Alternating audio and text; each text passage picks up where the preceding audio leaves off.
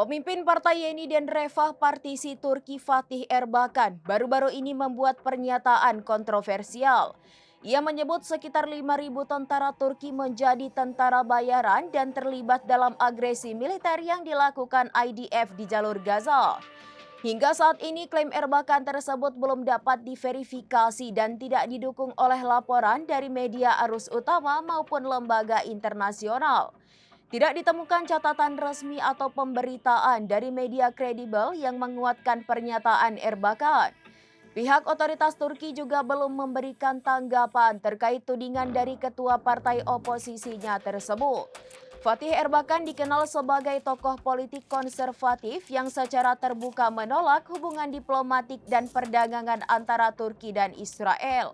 Pernyataan-pernyataan kritis terhadap kebijakan luar negeri pemerintah, terutama dalam isu Palestina, kerap ia sampaikan dalam berbagai kesempatan.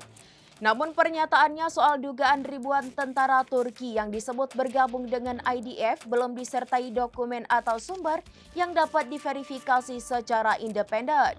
Melansir pemberitaan The Siasat Daily pada Selasa 29 Juli 2025, sejumlah forum diskusi publik dan pengamat luar negeri juga menanggapi pernyataan tersebut dengan skeptis.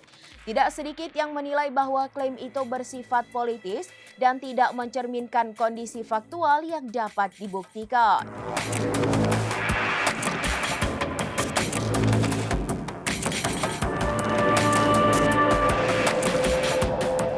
Demikian informasi terkini Syedaralun. Saksikan terus informasi lainnya. Jangan lupa like dan share seluruh akun serambinews.com. Download Tribun X sekarang. Menghadirkan lokal menjadi Indonesia.